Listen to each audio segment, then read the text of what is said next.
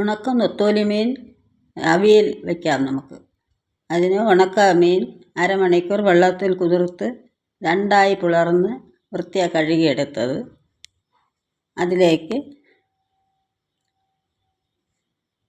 കഴുകിയെടുത്ത് വൃത്തിയാക്കി വെച്ചിട്ടുണ്ട്, മണ്ണൊന്നുമില്ലാതെ. ഒരു മുറി തേങ്ങ, കുറച്ച് മഞ്ഞൾപ്പൊടി, 1.5 സ്പൂൺ മുളക് പൊടി ഇട്ട് വൃത്തിയായി അരച്ചെടുക്കുക.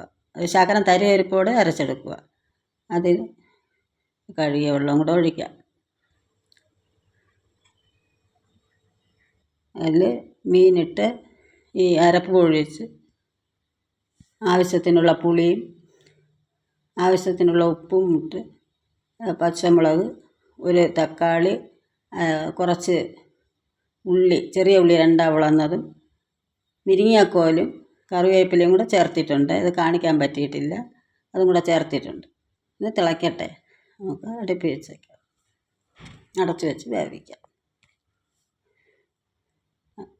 കുറച്ച് തിളച്ചതിന് ശേഷം കുറച്ച് കറിവേപ്പിലയും കൂടെ ഇടാം.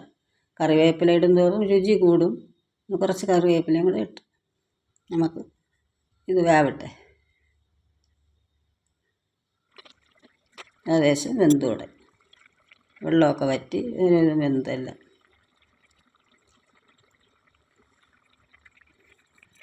ശകലം കൂടെ വെള്ളം വറ്റുമ്പോൾ നല്ല കറക്റ്റാകും. ഇതിലേക്ക് ആവശ്യം ചോറിൻ്റെ കൂടെ ഇത് നല്ല ടേസ്റ്റാണ്. ഇതിന് ഒരു ഇതായിട്ടുള്ളത് ഒഴിക്കാനായിട്ട് പുളിരസമെന്ന് ഞങ്ങൾ പറയും.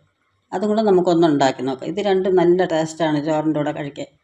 ഈ മീനും പുളിരസവും കൂടെ ഒഴിച്ച് ചോറ് കഴിക്കുമ്പോൾ നല്ല രുചിയാണ്. അതിനു വേണ്ടി 1 കപ്പ് വെള്ളത്തിൽ ആവശ്യത്തിനുള്ള പുളിയും ആവശ്യത്തിനുള്ള ഉപ്പും കുറച്ച് കായപ്പൊടിയും ഇട്ട് കലക്കി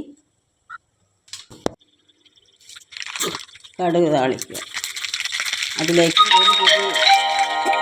അതിലേക്ക് ഒരു പിടി ചെറിയ ഉള്ളി ചെറുതായി അരിഞ്ഞതും കൂടെ ഇട്ട് കറിവേപ്പില ഇട്ട് മൂക്കുന്നവരെ ഇളക്കുക. ശകലം ഉള്ളി മുന്നിട്ട് നിൽക്കണം, അതുപോലെ തന്നെ പുളിയും ഉപ്പും ശകലം മുന്നിട്ട് നിൽക്കണം. ചോറിൽ ഒഴിച്ച് കഴിക്കുന്നതായത് എന്നാലും അതിന് ടേസ്റ്റ് വരുള്ളൂ. ശകലം പുളിയൊക്കെ മുന്നിട്ട് നിന്ന് എല്ലാം വേണം. കായവും അതുപോലെ തന്നെ ശകലം കൂടുതലിരിക്കണം, എന്നാലും അതിനൊരു ടേസ്റ്റ് വരുള്ളൂ.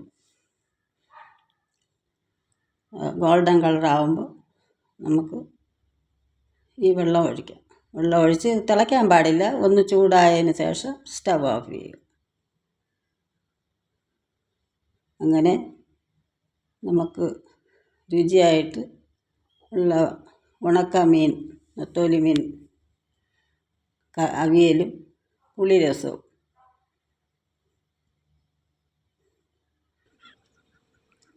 തയ്യാറായി കഴിഞ്ഞു.